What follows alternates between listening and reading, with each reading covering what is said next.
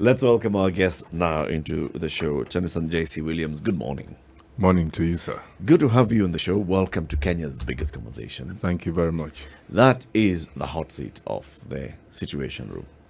So we will be talking about animal welfare, and we're putting you in the hot seat because you've got to explain to us why animals really do matter. After all, they're animals. Tennyson J.C. Williams. From what country are you? Sierra Leone.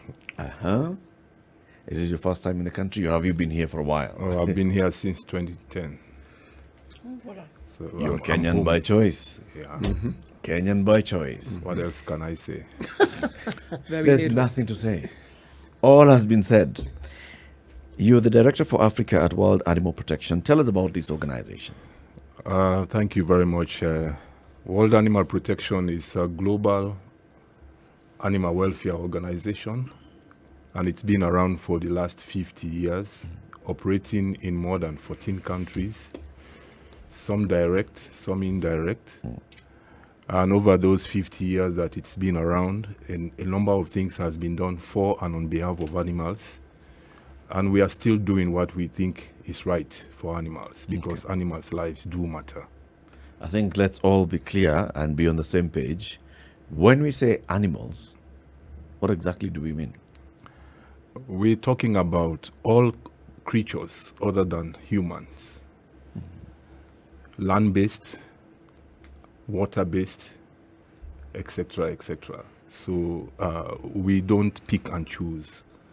Of course, we are limited by a number of reasons why perhaps we may have to pick and choose. But ideally, we don't pick and choose because the lives of all animals do matter. But I'm sure in your campaign, there are those that you focus on. Oh, absolutely. For reasons that I've just mentioned. We are just a handful of people, but we have a belief that their lives do matter. And therefore, folks like yourselves who work for SpiceFM, we are saying join us. And we'll be talking about that perhaps later in the program. But we target all animals. We are about 500 people who work directly for the organization, but we have a lot of partnerships and stakeholder arrangements, which increases our base, through which we make the sort of efforts that we need to make to bring change for animals. Tennyson, I just wanted to get granular to the point. When you say animals matter, there are people who will focus on wild animals. There are those who will focus on domestic animals that are there for economic purposes, livestock. And then those who think pets. So which ones have you been focusing on, and which ones would you like us to focus on today? Thank you very much. Over the years, our focus has been on what we call wild animals, all of those that live in the wild.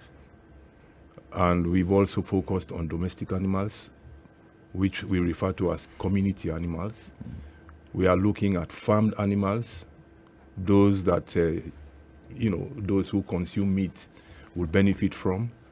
And we also look at animals that are affected by disasters. So we've categorized them not necessarily for convenience, but because it helps to make the case.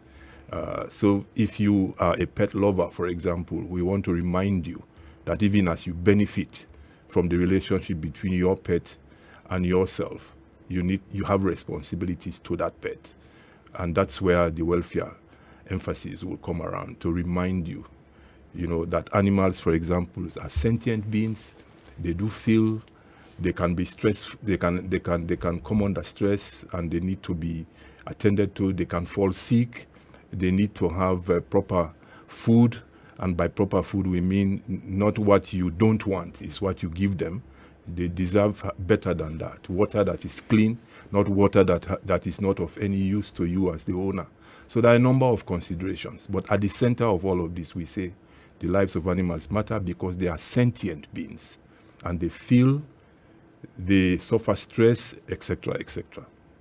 So even as you're saying that, Tennyson, so then the assumption is that there is a contributory factor then that animals play to society, communities. Oh, is that the case? Absolutely. And what is that? And how does that play out? Well, let's be clear.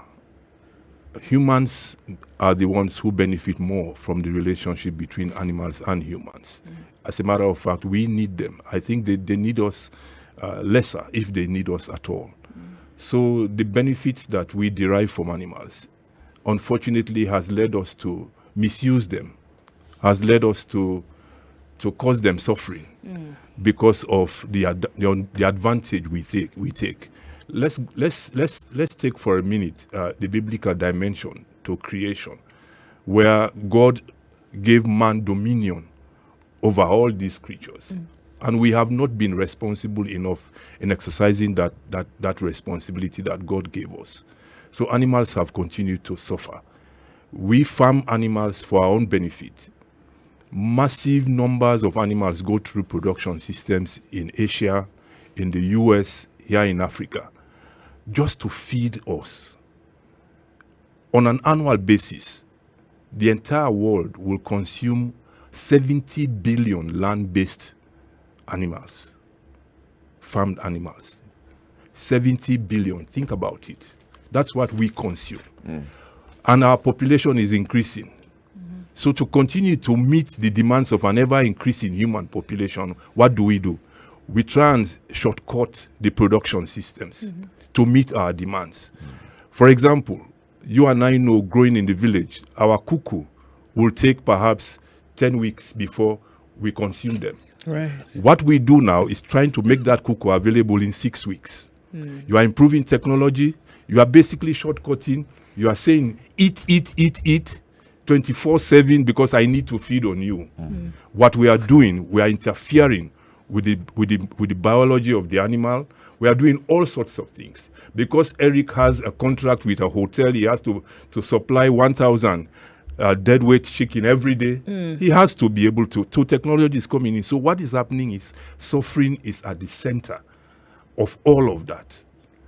So the question that many would ask you, who, like Eric, the chicken farmer in this commercial venture, what would you have them do? If the demand is high, then that means that supply then must meet the demand.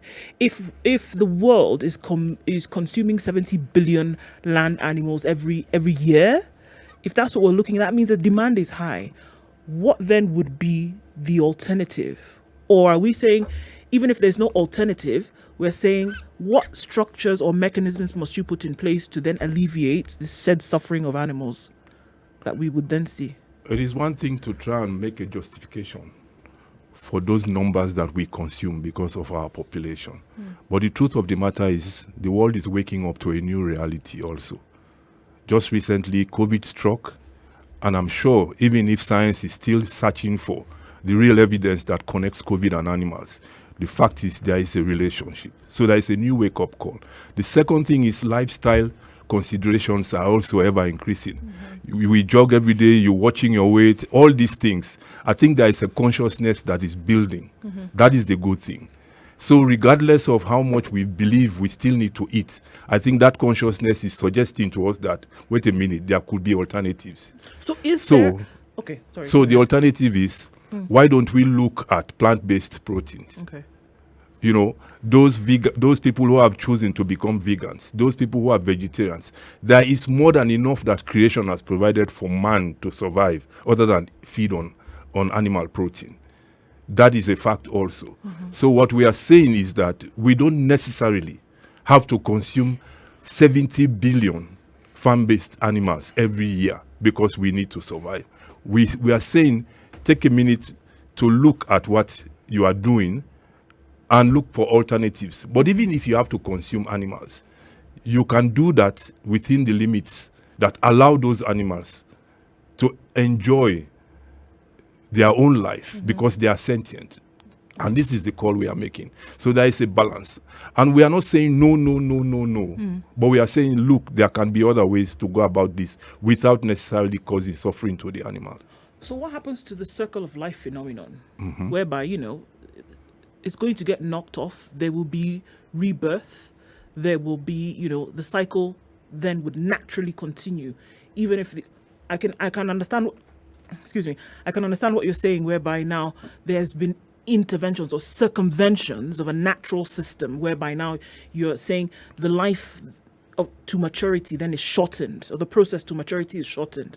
I can understand that. But then on the other side, if you just let all these animals be, what happens? Populations of animals then would increase. And I think now we're just focusing on those that are consumed by man. Would we then not see a problem whereby you would have now an issue with an overpopulation of said animals? I'm really asking because I don't know. No, I appreciate that, but we cannot put a check to population growth of animals by consuming them and think that that's a solution. That's what I hear you say. Perhaps you need to clarify that. But if I paraphrase you, you are saying check animal population growth by eating them. Eat. No, Did I get you right? No, because if we're saying that it needs to be reduced, the thing is, what then happens? The planet will just then be able to naturally accommodate There are natural mechanisms for putting a check to population growth. You and I know that. There are all forms of disasters that occur, and we are not praying for that to happen. No. But man does not have to be the solution to checking animal population. That's basically what we are saying. Okay. Let's put it this way. Let's look at wildlife. Let's leave the farmed animals for a moment. Wildlife. You have acquired so much wealth. Your lifestyle is suggesting that you are now supposed to be living with a lion in your house. Yeah. You go pick that lion when it was a baby in the forest and you brought it home. Yes. And you have a pet. Yes. For goodness sake, why don't you consider that animal will never remain a baby animal? They will grow. And they will come and when they grow, they exercise natural inclination. Yes, and they look for a prey. Yeah. So you are the next prey. And there are several stories around the world.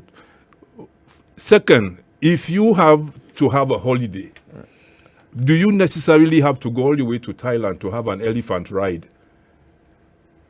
That's what's happening. Yeah? You go to Thailand, you go to some other places, you are a tourist, you want to have a good holiday, they offer you an elephant ride. Think about it, Eric, for a minute. For a wild animal to offer you a ride, certainly it makes sense that that animal must have been subjected to something. To tamper that animal to offer you that ride. In other words, there is a lot happening in some of these industries that you and I don't know, which is causing a lot of suffering to these animals. And we are not saying don't enjoy nature. Yeah? There are other ways that you can do this. You can fly to Kenya. You can be allowed into Amboseli and see the elephant. And you take your bag, jump on the flight and go your way. The animal wins, you win, everybody wins. But here we are saying, since God gave dominion. But aren't we doing what it is that we've done to ourselves and for ourselves? I mean, look at the way we've organized ourselves into communities, into societies. You could argue it's taming us, getting people to fall under certain legislations, under certain rule of law, bringing what we call order. It's what we seem to be trying to do to the other individuals it's who are exercising dominion. It is exercising dominion, but that's just an aside, because I'm looking at it as us trying to bring order to the animal kingdom in the way that we human beings understand or think is best. So we create zoos and what have you. But that's just an aside. The amount, the quantities you mention, if I look at the way the world consumes its food, the culprit isn't the consumption in my mind. The culprit seems to be us always having more than what we actually need. And the measure of it is, if you look at the so-called developed world, what goes into waste. And even the value of that waste. If you had what you need, the problem that we're discussing wouldn't really exist. But we want to think, in a modern way, we want to think the future. You want to refrigerate food, you want to keep food, you want to do all these things to food. And then many countries end up dumping it into the sea. Now, that will definitely create a problem, because you produce more than you needed to begin with anyway. Where's the discussion and the argument for producing what you think you need? And then you're going to be told, some economists will come in and give you an interesting argument. Some financial wizards will come and give you an even more interesting argument. But the truth of the matter is, from where I sit, there's always been enough. But when we move to that next level where this enough has to do with hoarding, with keeping, with storing, then clearly it will never be enough. Enough is a moving target. Yes. So when we talk about the animal kingdom that doesn't involve human beings, they understand this far better than we do. Like the carnivorous animals, they kill what they need. They don't keep in cold storage for a year what they need. No. The animals that are herbivorous, they do the same thing. So they play their role in ensuring that cycle is actually maintained and is maintained well. I think, again, my thought, the animal that actually needs to be protected against itself is us, because this equation I'm referring to is us who are disturbing it. It's us who keep interfering with it. You said it all, and I can't agree with you more. We are not talking about an animal-to-animal relationship, and we are saying there is suffering and cruelty. It's just normal that a carnivore will feed on. That's how creation has done it. The whole conversation really is about human-animal relationship. That's where cruelty and suffering, comes in. How we behave. For example, how many of us will consciously move into a restaurant to pick up a piece of chicken and think about how that chicken has actually been produced for you? Number two, it is very clear. And we are not saying this because we have any malice. But the piece of chicken, meat, pork that you pick from the supermarket shelves, you have no idea whether they have antimicrobial residues. Because of pumping of antibiotics into the system as a means to respond to a demand. And what you get, Eric, is meat that has residue that is not even good for your health. We conducted a study during this COVID period where we sampled meat from various supermarkets, and it's all clear there. Work with Kemri. Superbugs is what we call them. When you find these residues in those products and you consume. So as a matter of fact, what we are saying is something that needs to resonate with even the consumer. That if you consciously put a demand on the kind of meat you want, the producer will have to respond if they have to stay in business. And this is a call for all of us, government, ordinary citizens, the industry players, to look into how we want to change systems. Very recently, McDonald's and others are beginning to put a check on the kind of eggs that they will put into their system. If it doesn't come from a farm-based system where the animals have been put on natural environments, they said, no, we won't take your products. And I think this is where the world is needing to move to. That's a good point to actually take a break on. We're talking about the food systems and what exactly you've been campaigning for, what kind of changes you want to see and what you've done so far towards that. Director for Africa at Wild Animal Protection, Tennyson J.C. Williams, is with us in the studio this morning. We're talking about animal welfare in Africa and why animals matter, and then what's our role in making sure that those animals remain the way they should. This is the Situation Room, the only way to start your day. This is the Situation Room with Eric Latif, Ndu Oko, C.T. Muga. Our guest host today is business journalist Ramanyang, and our guest in this hour is Tennyson Williams. He's the Director for Africa at Wild Animal Protection. We're talking about animal welfare in Africa and why animals matter.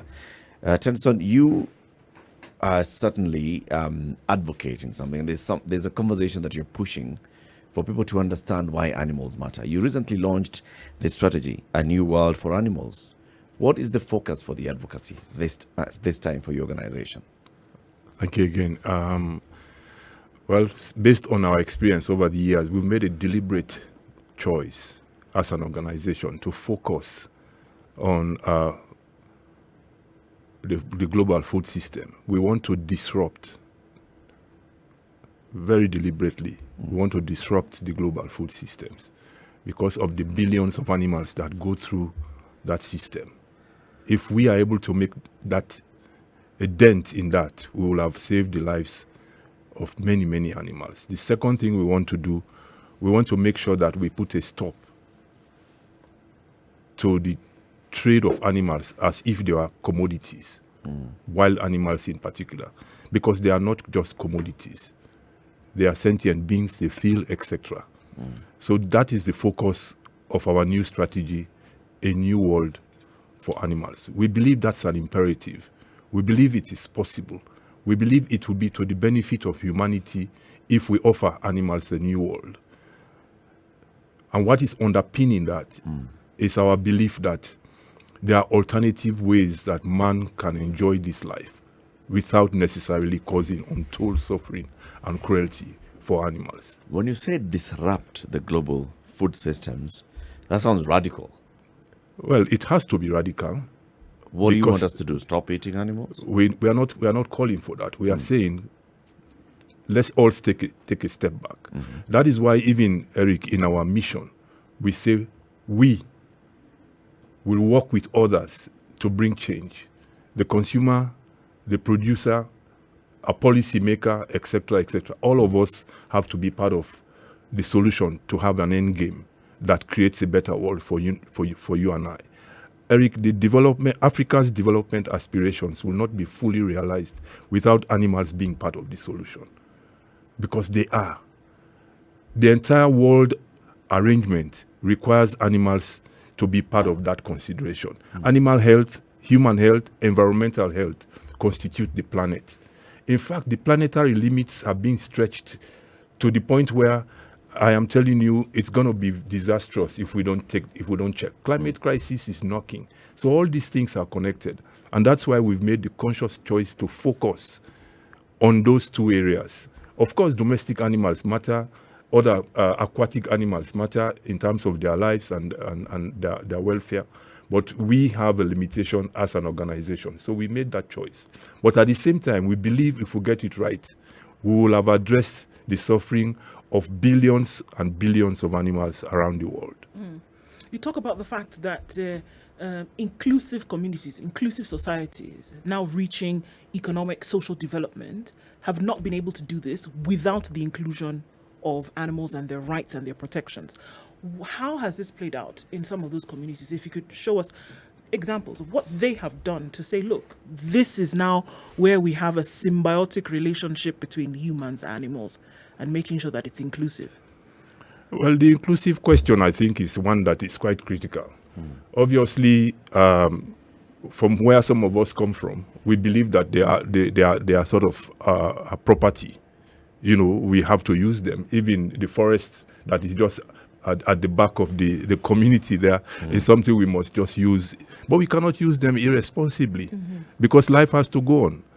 And the reality is, if they become extinct, we have a problem. You know, Yep. we have said it here again and again. The checks and balance that needs to be ensured within the ecosystem is not one that man alone can ensure. The animals have to play their own part. Yeah, so that reality has to be there. So all of us have to wake up to this call. When we take animals into our houses to use them as pets, etc., the evidence is there to show that we got to be careful. We don't necessarily have to do that. So consumptive use, sustainable use, all these arguments that are being put out there to say this must happen, we are only saying that they must happen within the limits that does not undermine you know. Is there a standard way in which you then determine how it is that countries can more or less standardize the way in which they can put in place policies, ways in which they can then guarantee that what you are saying that will favor the protection of animals is actually adhered to? And is there a list? And if there's a checklist of sorts, if there are standards, then would you then be able to categorize countries in terms of their adherence to these norms and say country X adheres to these norms, and they then fall into, say, this particular category, and country W doesn't adhere to any of these norms. So they should actually be struck off the list of countries that, I mean, is there any standardized way of looking at this thing? There are standardized ways. For example, I'm not sure whether you are aware of what they call CITES. CITES is a global standard that Please actually talk about it a little more so that we can understand. Yeah, it's a global standard that actually puts animals categorize animals for all of us to understand which ones are endangered, which ones are not, and those that we need to be more conscious in terms of how we deal with them, because otherwise we will lose all of them. Yeah.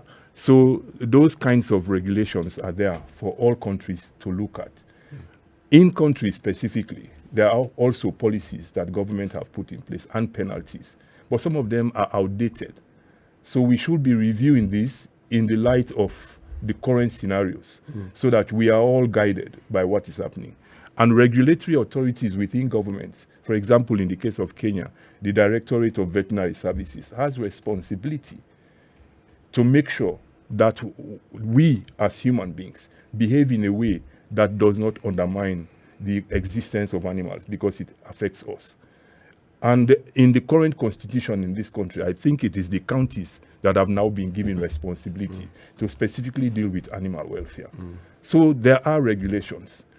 Are people aware of this? Maybe not. So we need to also bring that information to the ordinary person so that they know that this is wrong.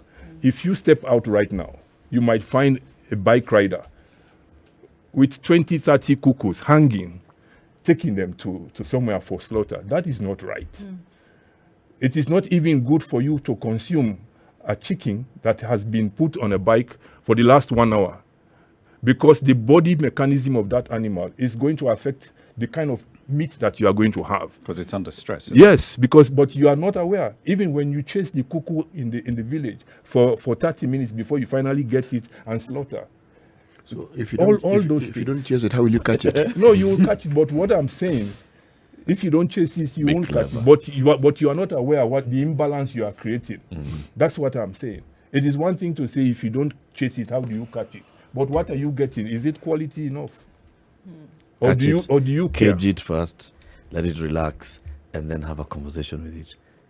And then why would you think that a certain community in the world is talking about halal meat? You don't kill one animal in front of the other and then you expect the one coming through to be okay. They are frightened already. And the body mechanism is distorted. When we talk about this awareness, in fact, you have very many followers. Naomi, who sends me a message, says it's good to hear a conversation about animal welfare and animal protection.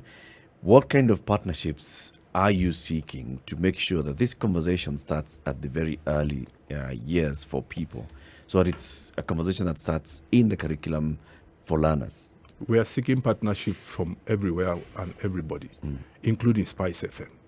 Have you reached out to the Ministry of Education, to the curriculum for career development? Oh, absolutely. There are a number of initiatives that we... What did I say? Curriculum for career? Yeah. Institute for Curriculum Development, that one. Well, the ICD, or is it KICD, is one that we already have contact with, because we need to catch them young, as we say, take this message to children.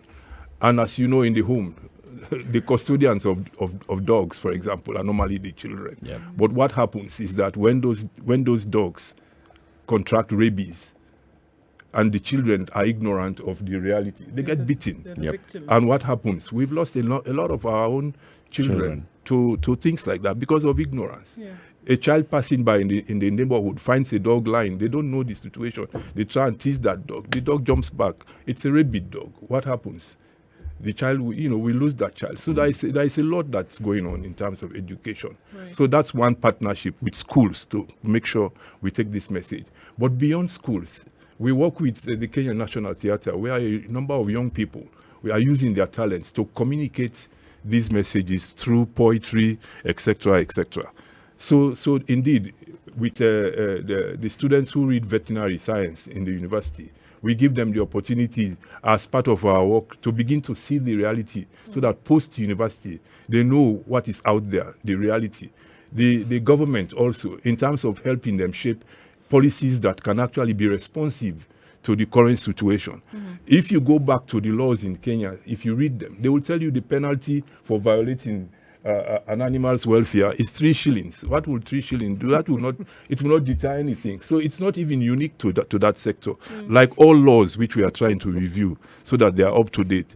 In fact, somebody will tell you there is nowhere in law that you can charge somebody who has violated the welfare of an animal. So we need to review these things. And last but not least, if I want to mention about trade across borders, Africa is a source country for most of the animals that go into Chinese traditional medicine.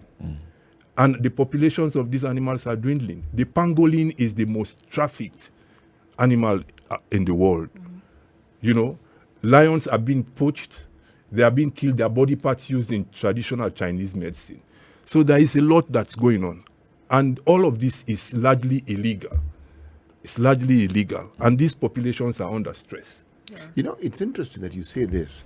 It's the mention of traditional medicine. Now, when we looked at the plant kingdom, when people harvest plants for medicine, they actually grow and nurture it. So you have it in abundance. If people want to harvest animals, domesticated animals, we see them doing it. They grow them. But what about what we refer to as wild animals? We have sanctuaries where we believe in these sanctuaries the animals are protected. But how strong is that protection and how vibrant is that particular world where the protection of animals is actually given the same attention as we do, say, with plants? Well, just to underscore your point, captive breeding of lions, for example, is taking place in South Africa. It's a big industry. But this is done because there is a demand from a certain community around the world that will fly into South Africa and enjoy trophy hunting. So you shoot, you celebrate, and that's it. Another set will be one that will come in because they need this to feed, as I said, the traditional medicine industry. But all of this is happening at the expense of the welfare of the animal. That is where, just imagine trying to breed wild animals yourself. Yes, it is being done, but the conditions under which they happen are not necessarily humane enough. And that is what we are saying. Do you necessarily have to do that to feed the traditional Chinese medicine industry without taking cognizance of the effects?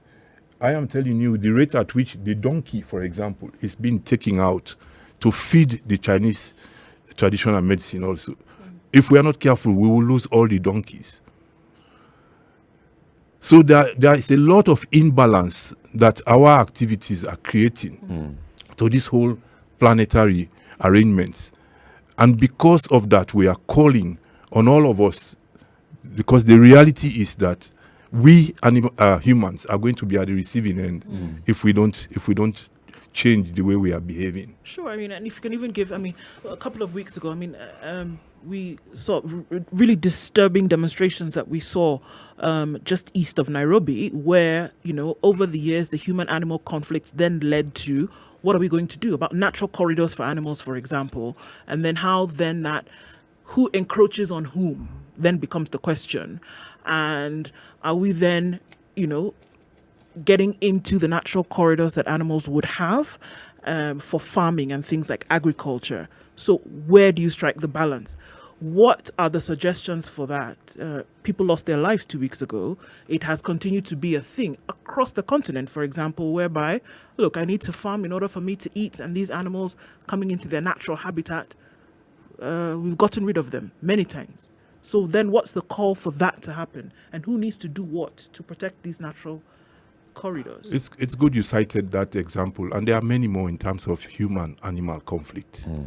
There are many more around the world, and the consequences have not been good at all, not only for the animals, but for us. So take that situation that you have cited. Certainly, community has moved into the natural habitat of those animals. That is the reality. It's not the other way around. It's not the animals really moving into where we are. It is us taking more and more space. The standard gauge railway wasn't there. That was a corridor for wild animals. It's been taken. What do you expect those animals to do? That's a question we all need to answer. And as I said, we need them to balance the ecosystem. It's not like we don't need them. So if we continue to push into their territory, what will happen is they are going to fight back. And by fighting back, I mean they need to still graze. So the next immediate source of pasture for them will be that farm that you have actually cultivated. And there you have a problem. Of course, your livelihood will be at risk now because it's been compromised by animals coming to graze. But this is the challenge. This is the challenge. But there's that challenge as much as we accept. There's also the other challenge, which is an external factor, climate change. So these farmers have been living here, have been cultivating crop and not even encroaching further into the animal areas. The animal areas now also lack rainfall. So the animals are seeking pasture and, of course, breaking off from where they've been traditionally. What is the impact of climate change on this human-animal relationship? Thank you, Eric. It's a good point. Let me just lay the premise in relation to your question that, in fact, Africa, Egypt to be particular, is hosting COP27 in November. So the climate conversation has come home to Africa. Africa is at the receiving end of climate change. Yeah, we are not the creator of the problem, but we are the biggest We bear the biggest brand. Of the whole problem. So having said that, I talked a while ago about the ever-increasing number of animals that we are every year needing to feed our population. If you need to sustain that industry, it means you have to cultivate food that you need to feed that industry. And by that reality, you will be needing huge tracts of land that you need to clear. So I think it's the other way around, Eric. The climate crisis that we have seen and we continue to see is as a result of our own action. It's as a result of our own action. The entire northeastern of Kenya, where you see thousands of animals perishing, it's because we went in there and did whatever we did, and we have let all of that bear. And animals can't survive there. And these same animals, we say we depend on them. So really we have to make a decision. We have to make a very clear decision. Africa has not gone the route that Brazil, etc. are now. Because Brazil has to subject massive hectares of land to soy production, to feed the animal industry. So what will you be pushing for when COP27 happens in Egypt? We are saying let there be a moratorium on factory farming or industrialized farming. Let there be a moratorium. Wow, expound on that. Let's look for alternative ways of feeding human population. Plant-based protein as opposed to animal-based protein is one way that we are looking at this. So reduce consumption of animals. Of meat. Of meat. Of meat or animals. There's 70 billion animals that we're consuming every year. Let's look at cutting back. And this is now going back into that disruption of the global food systems. So expressly what you are saying is let's eat less meat. Let's eat less meat. Let's have alternatives. Let's stop using animals as though they are commodities only. Because what we are doing, we are taking out 1.6 trillion animals of the system. They don't necessarily have to be seen as only commodities, because somebody is benefiting billions from the body parts, the ivory trade, the traditional Chinese medicine, where the donkeys are also being pushed into, and we are losing all of this. Do you have a proposed plan for let's reduce this animal intake by X number of, say, animals per year by this time? We haven't stated that in terms of how we will reduce them. But we are saying in this strategy that I'm holding, Eric, that another world is possible for animals. And it's a new deal that we need to offer animals because we'll be doing it to our own benefit. But actually, the issue is we are not sounding a selfish motive. that we are only doing this because it benefits us. But we are doing this because it's the right thing to do. Animals' lives matter. Let's take a quick break so we can say goodbye to our audience on KTN Home at 4 minutes to 9 o'clock. Kenya's biggest conversation always continues on Spice FM every weekday morning. We're just taking a break on KTN Home, but it continues on Spice FM. You can tune into Spice FM around the country, or you can also join our live stream, Spice FM KE on Facebook and Spice FM KE on Twitter. Tennyson J.C. Williams is the Director for Africa at the World Animal Protection. We are talking about why animals matter and animal welfare in Africa in particular.